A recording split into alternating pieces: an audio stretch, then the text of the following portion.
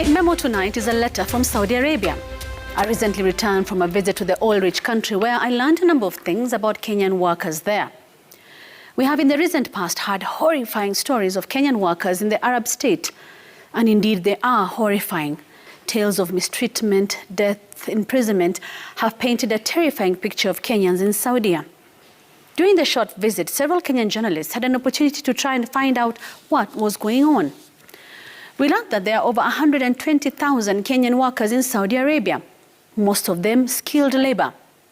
This may sound like a huge number, but compared to the over 2.5 million Indians who work there, or the over 2 million Bangladeshi and Pakistani workers, the Kenyan workforce is almost a drop in the ocean.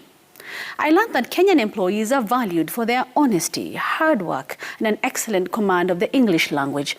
I also learned that there are some Kenyans who have worked in Saudi for decades and counting. In that period, they have risen through the ranks to manage teams of employees. For instance, we met a gentleman from Lamu who has worked for the Saudi bus company Sapco for 30 years and trains their new drivers.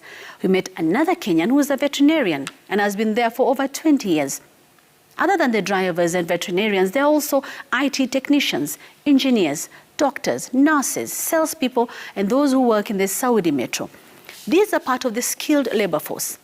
And then there are the domestic workers who are landing in Saudi in droves. Every week, close to 500 Kenyans, mostly women, arrive in Saudi for work.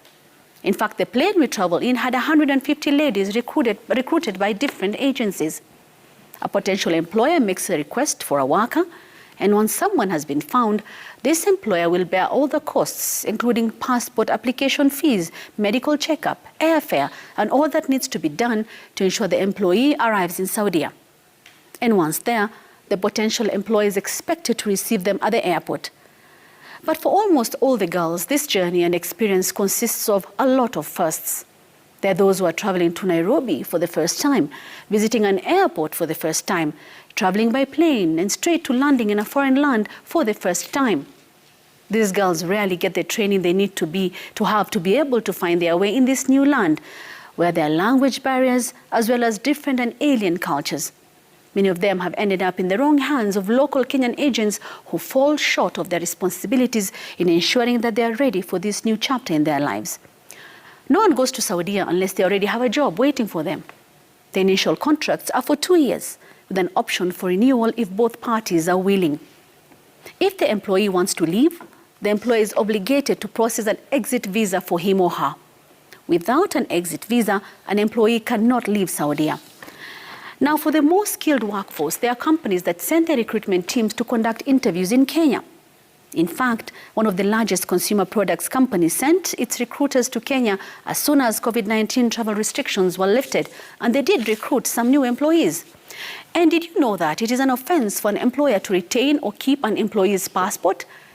An employer can only do so if willingly given by the employee for safekeeping.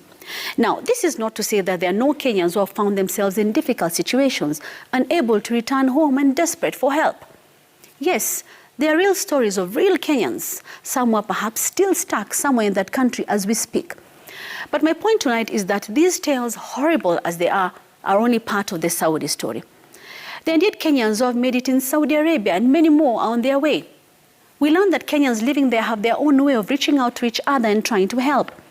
The local embassy has set aside every Tuesday as a day for Kenyans in trouble to seek help. Most of them just want to go home. There are now ways of settling disputes using alternative dispute resolution mechanisms which were introduced by the Saudi Labor Ministry in the past year.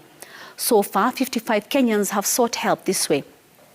So tonight, let me end by echoing the chilling warning by Nigerian author Chimamanda Ngozi Adichie about the danger of a single story.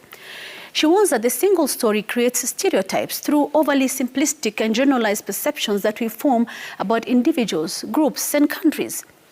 Yes, indeed, many Kenyans suffer in Saudi Arabia and other places.